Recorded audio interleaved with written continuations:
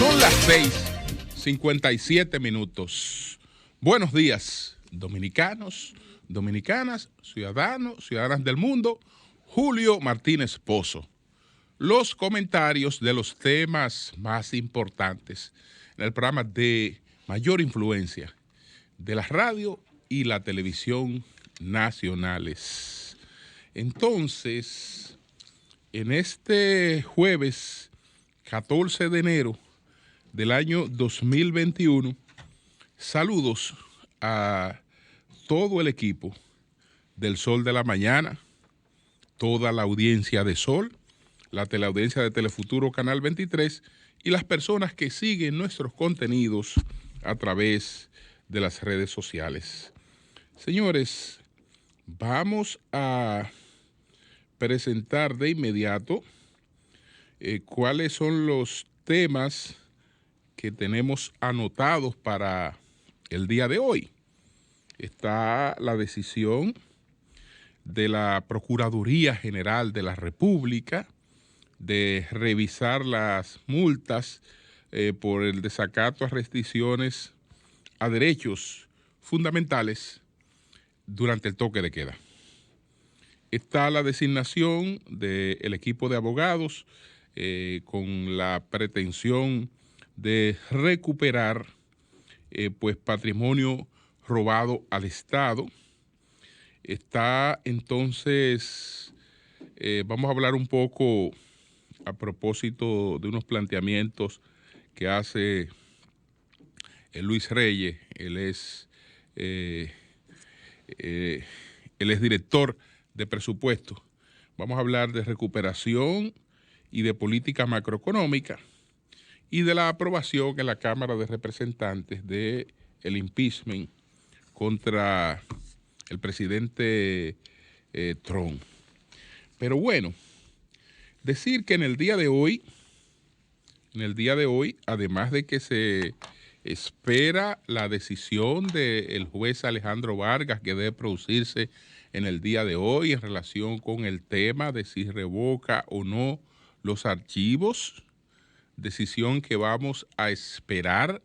Ya nos referíamos en el día de ayer a las cosas que se han estado planteando, adelantando con relación a esto, pero vamos a esperar la decisión porque es muy arriesgado adelantarse a montar, digamos, especulaciones o un análisis sobre la base de una decisión que hay que esperarla. Y ya cuando se produzca, entonces, a partir de ahí, uno puede analizarla. Pero además de ese hecho, hoy pues se va a producir el interrogatorio de otro testigo que el Ministerio Público considera como un testigo estrella.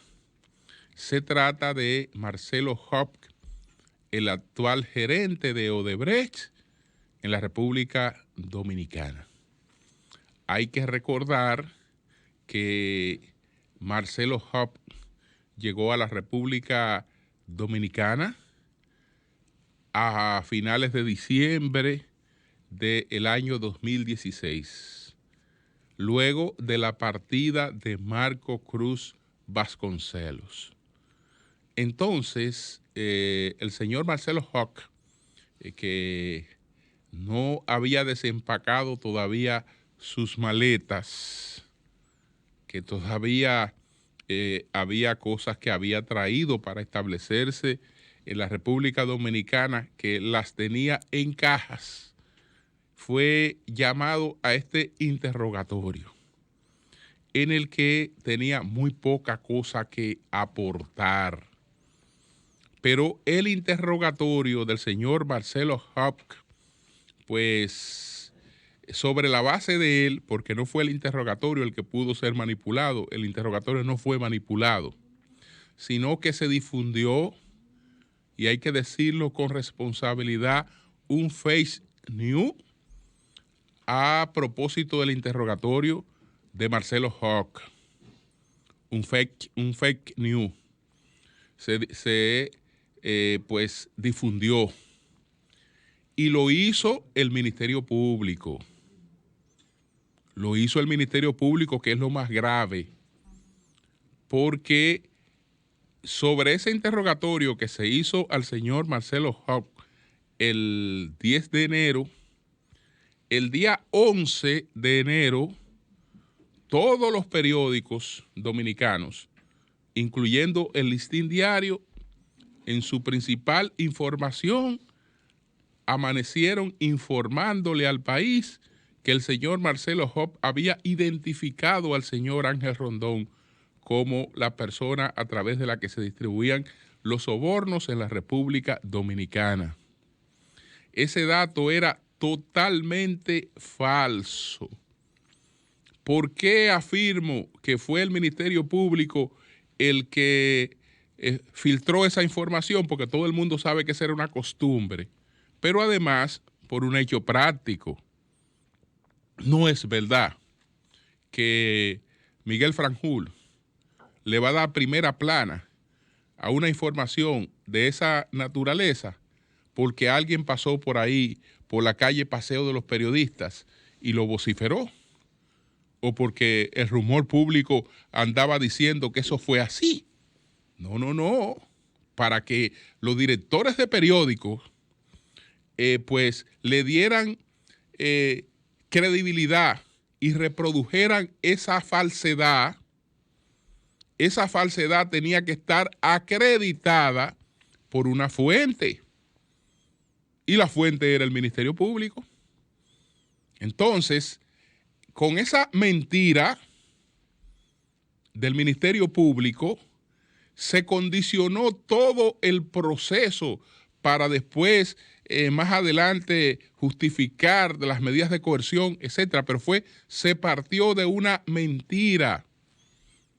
Eso fue inmediatamente desmentido por Robert Valdés y el propio Marcelo Hoppe. Y después se conocieron los interrogatorios. Hoy mismo están publicados los interrogatorios.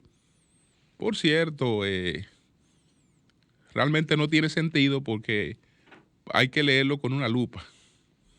Entonces no tiene sentido publicar cosas que la gente no puede ver.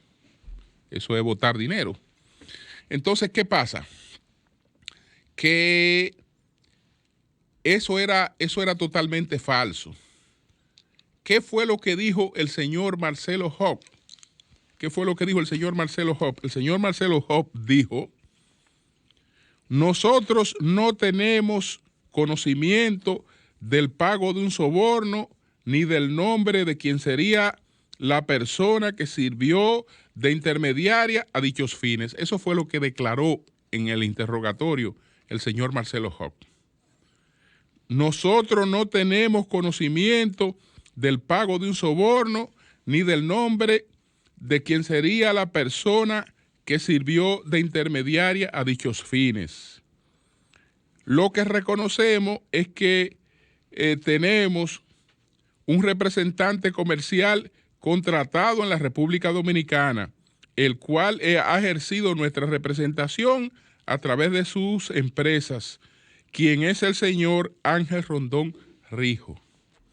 Es decir, eso es muy distinto a decir que Marcelo Hoppe identificó a Ángel Rondón como la persona que había recibido los sobornos. Todos los medios que que reprodujeron esa información, fueron víctimas de un engaño y a su vez engañaron a la sociedad, sirviéndole una información falsa, sirviéndole una mentira, lo que se llama un fake news. Entonces, ¿qué estrella va a ser Hoppe? Ninguna. Ninguna, porque ya sabemos que el señor Marcelo Hoppe no tiene conocimiento de esas cosas, porque él no fue la persona que hizo las delaciones premiadas, ni fue la persona que estaba en la República Dominicana en el periodo en que supuestamente fueron pagados esos sobornos. Decía el Ministerio Público, el distinguido magistrado Wilson Camacho, con relación a Becerra, que los testimonios de Becerra eran imbatibles. bueno, ya vimos que eran tan imbatibles que se derritieron en el contrainterrogatorio.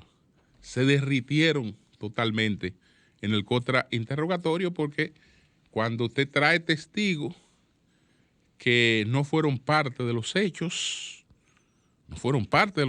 esos testigos, ni tienen nada que aportar en particular sobre los hechos, porque a lo sumo pueden hacer referencias, pero sumamente dispersas de la situación. Entonces, ¿qué van a aportar? Bueno, yo saludo el hecho de que la Procuraduría General de la República pues haya decidido, tal y como se lo sugerimos en el día de ayer, porque ustedes recuerdan que esa fue mi sugerencia en el día de ayer, que la Procuraduría General de la República reconociera su error, que retirara esa decisión, porque esa decisión establecía un precedente nefasto y minaba la credibilidad de ese Ministerio Público, porque esa determinación de establecer multas por violaciones o desacato, más bien por desacato a las restricciones a derechos fundamentales establecidas durante el toque de queda, pues eso no está dentro de las facultades del Ministerio Público. Eso no está dentro de las facultades del Ministerio Público. Entonces, era un error. Eso era un error. Y ayer dije, bueno, pero que en sentido general la comunidad jurídica, el primero en hacerlo y de manera muy bien sustentada, fue Julio Curi. Pero luego todas las opiniones que se ofrecieron a través de distintos medios y en todas las redes con relación a este asunto eran coincidentes con el enfoque que había hecho Julio Curi. No tiene facultad sencillamente el Ministerio Público para hacer eso. No tiene facultad para hacer eso. Entonces, de manera inteligente, diría yo, la magistrada Miriam Germán, entre todos los cuestionamientos, aprovechó el de Finjus para decir que en base a los cuestionamientos que había presentado Finjus, ellos iban a retirar la acusación. Vamos a ver exactamente qué fue lo que dijo la magistrada. La acusación no, sino a revisar el tema de las multas, dijo la magistrada. Entonces, ella dijo que, bueno, la Procuraduría General de la República informó este miércoles que someterá a revisión las medidas que tomó el lunes pasado en torno a la imposición de multas a quienes violenten el horario del toque de queda. La Procuradora General Miriam Germán Brito dijo que dispuso la revisión al ponderar los planteamientos sobre la necesidad de buscar mecanismos que fortalezcan el marco jurídico de la República Dominicana, como lo expuso la Fundación Institucionalidad y Justicia. Es decir, la Procuraduría aprovechó ese bajadero y se fue por la parte de Finjus, aunque las críticas fueron totalmente generalizadas, y anunció que eso se va a revisar. ¿Qué quiere decir eso? Eso se ha retirado, eso no tiene ningún efecto. Eso no tiene ningún efecto. Porque por más que lo revisen, eso no está dentro de las facultades del Ministerio Público. No está dentro de las facultades del Ministerio Público y punto. Si eso ha de hacerse, tienen ellos que dejar que otra instancia haga eso. Salud Pública que establezca, en función de lo que establece la Ley General de Salud, lo que le permite hacer esa ley. Pero eso no se lo permite al Ministerio Público hacerlo. Rebasa totalmente sus funciones. Qué bueno que se ha reconocido, y aunque ella no ha dicho que eso se ha retirado, en la práctica eso queda sin efecto. Igual que pasó con la convocatoria por parte del Senado al presidente de la Suprema Corte de Justicia, que advertimos que eso no estaba amparado ni en las atribuciones específicas del Senado, ni en las atribuciones del Congreso. Eso no estaba amparado en eso. Eso fue una gallolocada de gente que se cree que se puede hacer cualquier cosa, no se ocupan de ver cuáles son las potestades, porque si usted es senador, antes de sugerir cualquier cosa, tiene que ver si eso está dentro del ámbito de las potestades del Senado. Esa fue una gallolocada aprobada mayoritariamente, que después, ¿qué hizo el Senado? Dejar eso sin efecto. No anunció que lo dejó sin efecto, lo dejó en la práctica sin efecto, sin anunciar que lo dejó sin efecto. Entonces, saludamos esto porque persistir en algo que es totalmente violatorio, aunque aquí hay gente que persiste desde el primer día.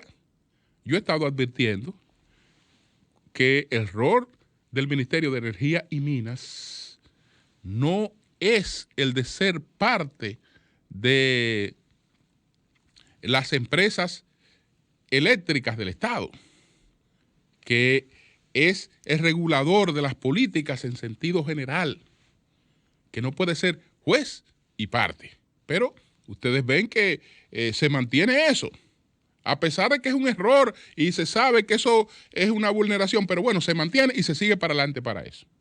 En algún momento se chocará, y entonces ya después de haber hecho, haber avanzado bastante en el daño institucional, entonces se le buscará una vuelta. Se le buscará una vuelta a eso. Bueno, ayer el presidente Abinader anunció algo que ya el gobierno había planteado que iba a hacer, pero ayer lo formalizó mediante un decreto. Entonces, esto es la designación de un equipo de abogados que tienen la misión de procurar recuperación de patrimonio público que haya sido robado. El carácter de esta decisión parece que es un poco distinto, a lo que puede creerse, porque inmediatamente se plantea esto, se entra en asociación con los casos que se están conociendo en estos momentos, que se están investigando, y parece que esta sería una actuación al margen de esos casos, porque fíjense que ellos han solicitado a las instituciones que denuncien los casos donde entiendan que se han producido sustracciones de bienes del Estado, y entonces en esos casos esos abogados se convertirían en representantes del Estado para procurar la recuperación de esos bienes. Entonces parece que es un asunto paralelo a estos procesos, porque si se trata de los procesos, los distinguidos abogados que han sido designados para estas funciones y el propio consultor jurídico del Poder Ejecutivo saben más que nadie que esos casos tendrían que alcanzar una decisión firme para luego poder intentar cualquier otra cosa adicional con esos casos. Entonces, parece que no es específicamente ahí, sino que se buscarán otras áreas. Entonces, se declara de interés nacional la recuperación del patrimonio público que se haya defraudado y se precisa que la recuperación de estos bienes, valores o derechos se invertirá en proyectos que mejoren la calidad de la vida del pueblo dominicano. Ojalá que no lo coloquen en presupuesto. Ojalá que no coloquen que a unos genios no se le coloque, no se le ocurra colocar en un presupuesto complementario, porque ya está aprobado el del 2021. Miren, estos son unos ingresos que vamos a tener por recuperación de unos bienes. Ojalá que no se le ocurra colocarlo en presupuesto. Entonces, este decreto refleja el compromiso de fortalecer la institucionalidad y poner fin a la inercia que históricamente se ha mostrado al momento de promover las acciones que procuren restitución de bienes y recursos que han sido distraídos del patrimonio público, al amparo de diversas modalidades operativas, sea por la comisión de infracciones o ilícitos penales, como por omisiones, actos de negligencia e imprudencia o violaciones a las leyes. Mis distinguidos señores del Poder Ejecutivo, yo le quiero agregar una colaboración que ustedes no la están incluyendo aquí y que pudiera darle bastante tareas a esos distinguidos abogados, porque cometemos el error de, cuando pensamos en la corrupción, solo ver a la que surge de los políticos. Y entonces se le ha enseñado a la gente que la corrupción no es otra cosa que el hecho de que un funcionario se beneficie de las funciones que desempeña o beneficie a amigos y a particulares. Y esa podemos decir que es la corrupción administrativa, que además es una corrupción política. Perfecto, perfecto, esa es corrupción y tiene que perseguirse. Pero hay que darle la misma importancia a toda la corrupción. Cuando un funcionario público distrae bienes del Estado, está haciendo lo mismo que un empresario cuando evade el pago de sus impuestos. Está haciendo lo mismo. ¿Qué está haciendo el funcionario? Robándose fondos públicos. ¿Qué está haciendo el empresario? Robándose fondos públicos. Entonces, aquí hay casos donde se habla de una defraudación por miles de millones de pesos en evasión fiscal, en evasiones fiscales, etcétera, que no apuntan hacia la política directamente. Por eso no tienen el foco de atención. Fíjense que aquí no se le menciona, porque parece que eso no es corrupción. Ahí no se le menciona. Pero yo creo que por ahí también se hace una recuperación importante. Una recuperación importante, porque mientras estamos por aquí, no puede ser que el Estado intente premiar o entenderse por debajo de la mesa con gente que tiene expediente de lo que se habla de que han evadido 4,000 millones, 5,000 millones de pesos en impuestos que no han pagado. Entonces, ¿qué vamos a hacer con la designación de estos distinguidos abogados? Permitir que se den entendimiento para que el que ha defraudado por 4,000 o 5,000 millones busque 200 o 300 millones y resuelva su problema y haga un plan de pago. Y entonces no vamos a ver, ven acá, porque ahora lo que han pedido es que denuncien a gente que supuestamente haya defraudado. Ah, bueno, aquí trabajaban unos funcionarios. Esos funcionarios se llevaron unos carros, se llevaron esto, o suponemos que equipos que él está usando eran equipos de aquí. Bueno, me imagino que esos abogados van a investigar eso, se van a constituir, ¿no?, por parte del Estado y van a perseguir eso. Eso es lo que se está planteando, porque lo otro carece totalmente de sentido. Son personas muy prestigiosos estos abogados, y yo sé que ellos algún aporte harán. Aquí está Jorge Luis Polanco, todo el mundo sabe que es muy buen abogado, Jorge Luis, por igual José Luis Taveras, Claudia Álvarez Troncoso, Emanuel Condes Cabrera, Rafael Rivas Solano y Fernando P. Enríquez.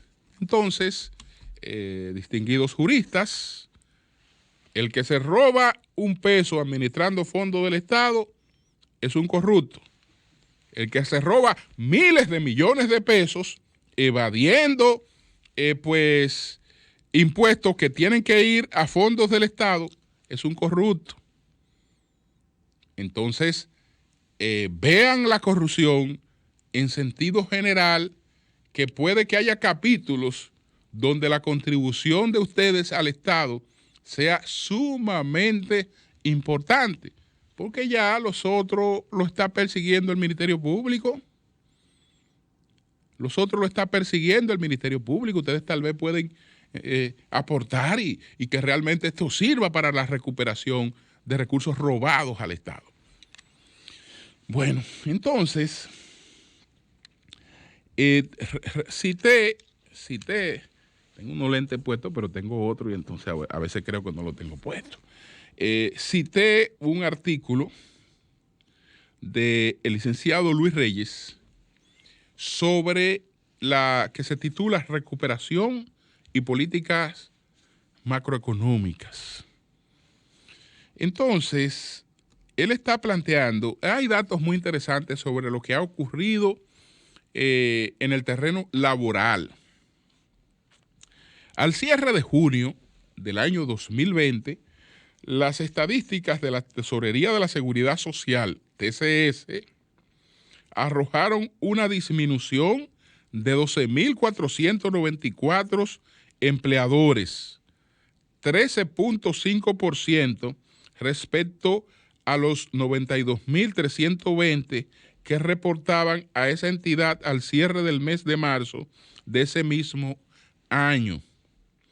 Al finalizar septiembre, el número de empleadores se había recuperado poco más del 50%, disminuyendo a solo 5.864 respecto al mes de marzo, cuando se inició la pandemia del COVID-19. Entonces, por ahí hemos tenido una recuperación, porque estamos hablando de que hubo una disminución de 12.494 y después nos hemos quedado con 5.864. Eso es básicamente TCS. Con excepción del segmento de los empleadores con tamaño entre 1 y 15 trabajadores, que cayó solo 4.3%, y el de más de 5.000, que no reflejó ningún cambio al cierre de septiembre, los otros segmentos reflejan disminuciones entre 12.9 y 19.4% del total que reporta la TCS, al mes de marzo. Excluyendo los empleadores en el rango de más de 5.000 empleos, el 14% en promedio estaban en dificultad o habían cesado sus actividades. La participación de los micros, pequeños y medianos empleadores representan más del 96% de los que cesaron de reportar. Es decir, que la crisis donde se ha sentido básicamente es en el caso de los micros y de los micro, pequeños y medianos empleadores. Entonces, Él dice que la interrupción de las actividades de los empleadores antes comentada y los recortes adoptados por otros que siguen operando, pero con menos trabajadores, dejó en condición de suspensión a 305.990 empleados al 30 de noviembre del 2020, equivalente al 6.6% de la población ocupada al inicio de año, según el informe Situación Macroeconómica del Ministerio de Economía, Planificación y Desarrollo de diciembre pasado. Esa cifra significó una recuperación de más de 200.000 empleos respecto al pico alcanzado en abril-junio. Sin embargo, el monto de empleados cesados podría aumentar a partir de este mes de enero por la suspensión del subsidio al empleo que se otorgaba a través del Fondo de Asistencia al Empleado, fase 2, que al 30 de noviembre pasado beneficiaba a 534.613 empleados con 5.000 pesos mensuales como aporte del Estado para completar el salario del trabajador. Esta medida permitiría la sincerización del mercado de trabajo y poder evaluar con mayor objetividad las perspectivas de la economía. Por otra parte, dice Luis Reyes, el programa PATI, dirigido a apoyar trabajadores independientes, el 15 de octubre pasado existían 184.980 beneficiarios. Una vez cesado el apoyo del gobierno a través de este, se espera que, al menos, si no aumenta el desempleo, una proporción de estos resulte afectado negativamente en sus ingresos durante gran parte de este año debido a las restricciones aplicadas en los horarios de trabajo y la libre circulación. En medio de el mercado de trabajo se redujo, 4.6 millones de ocupados al inicio del 2020, de 4.6 millones a 4.3 millones a finales de este año, y actualmente enfrenta amenaza de destrucción adicional de empleos que podría ser significativa. Esto tendría un efecto negativo sobre el ingreso de la familia, la demanda interna y la reactivación económica en un contexto donde la reacción del sector externo de la economía, particularmente el turismo, es exógena a las políticas gubernamentales y la política monetaria tiene limitaciones para afrontar sola los desafíos de un mercado de trabajo frágil en medio de una fase fuertemente recesiva del ciclo económico. Por eso sorprende, dice Luis Reyes, por eso sorprende a expertos que el gobierno anunciara como un logro la reducción del déficit de 700.000 millones de pesos, 1.6 del PIB, respecto al monto aprobado en la ley de presupuesto y sus adendas correspondientes al 2020, sin considerar la posibilidad de adoptar medidas adicionales para fortalecer el mercado de trabajo y apuntalar la recuperación, sobre todo si se considera que la reducción de gasto aludida tenía el financiamiento desembolsado y podía ser reasignado. Entonces, por eso he leído este trabajo que ustedes ven que es un trabajo basado en datos, en informaciones concretas. El señor presidente Luis Abinader, antes del COVID, en su campaña, y lo repite, habla de que va a generar unos 600.000 empleos. Pero eso era antes del COVID. ¿Qué resulta? Que si actualmente tenemos 300.000 empleos menos que lo que teníamos al momento de él hacer esa promesa, tenemos 300.000 empleos menos que lo que tenemos al momento de hacer esa promesa, y eso no es que eso es básicamente por los efectos de la pandemia. ¿Qué quiere decir? Que para que la oferta de él tuviera el efecto que él pretendía cuando lo anunció. Deberían de generarse 900,000 empleos. Deberían generarse 900,000 para restablecer los 300,000 que estaban cuando él dijo que iba a generar 600,000 nuevos empleos y entonces agregarle lo generado por él. Lamentablemente, esta situación nos pone en una prioridad. La prioridad es la recuperación de lo que teníamos. Y ya después, a partir de ahí, objetivamente, se puede lanzar cualquier otra meta. Cambio y fuera.